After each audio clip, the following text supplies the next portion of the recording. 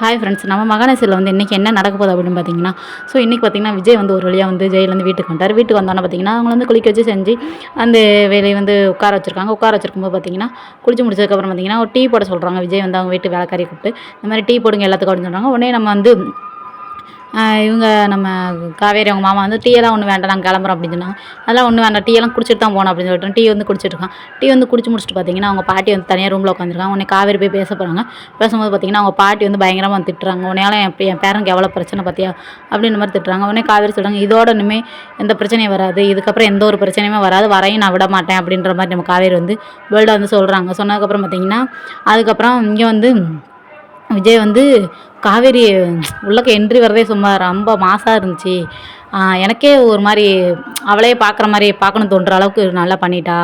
உள்ளக்க வந்து கோர்ட்டே வந்து ஜட்ஜே பார்த்திங்கன்னா நிப்பாட்டுங்க நான் வர்றேன் அப்படின்ற மாதிரி ரொம்ப மாசாக பண்ணிட்டா அப்படின்ற மாதிரி பெருமையாக பேசிகிட்டு இருந்தாங்க. அதுக்கப்புறம் சரின்னு சொல்லிட்டு பார்த்தீங்கன்னா நம்ம வெண்ணிலாவும் காவேரி வந்து தனியாக நின்று பேசிக்கிறாங்க. என்ன பேசிக்கிறாங்க பார்த்தீங்கன்னா, உடனே வெண்ணிலான்ட்டு சொல்கிறாங்க. அப்போ இனிமேல் விஜய் வந்து எனக்கு வந்து நீ விட்டு கொடுத்துருவல, ஏன்னா உன் குழந்தை மேலே வந்து நீ சத்தியம் பண்ணி கொடுத்துருக்கல அப்படின்னு சொல்கிறாங்க. சொன்னோன்னு பார்த்தீங்கன்னா காவேரி அப்படியே யோசிக்கிறாங்க. என்ன யோசிக்கிற, அப்போ வந்து எதுவுமே நீ பண்ண அப்போ சத்தியெல்லாம் வந்து பொய்யா அப்படின்ற மாதிரி வந்து நம்ம வெண்ணிலா வந்து கேட்குறாங்க. உடனே காவேரி வந்து அதெல்லாம் பொய்யெல்லாம் இல்லை, நான் பண்ணி கொடுத்த சத்தியம் வந்து நான் எப்போயுமே வந்து காப்பாற்றுவேன். ஆனால் வந்து விஜய் வந்து நான் உனக்கு வந்து விட்டு கொடுத்துட்றேன். நீ வந்து விஜய் வந்து எந்த பிரச்சனையும் இல்லாமல் நல்லா வந்து நீ அவங்கள வந்து பார்த்துக்கிறணும் அப்படின்னு சொல்கிறாங்க. நான் அதெல்லாம் உன்னை விட நல்லாவே நான் பார்த்துக்குருவேன் அப்படின்னு வந்து நம்ம வெண்ணிலா வந்து சொல்கிறாங்க. சொன்னோன்னு பார்த்தீங்கன்னா சரின்ட்டு நம்ம வெண்ணிலா வந்து கிளம்புறேன், நான் வீட்டுக்கு போகிறேன் அப்படின்னு சொல்லிட்டு வந்து கிளம்புறாங்க.